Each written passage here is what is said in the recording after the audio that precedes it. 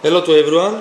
I just got my order from Gearbest, the Xiaomi Redmi Note 3 Pro 32GB phablet.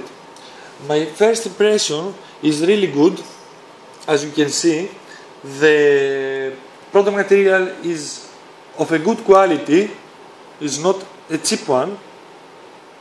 It came, as you can see over here, let me show you, with a European charger, as I asked them, because I live in Europe, with the cable of course. Now let's see it a little better. I have already customized it to open with fingerprint over here.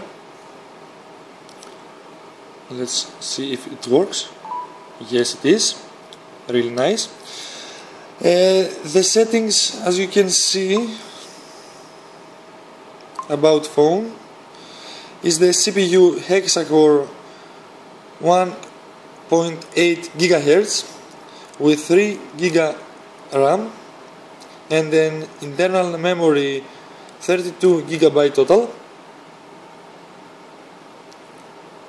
with a 4000 mAh battery that keeps on the phablet about 4-5 days with basic stuff, and 2-3 days with a little more use.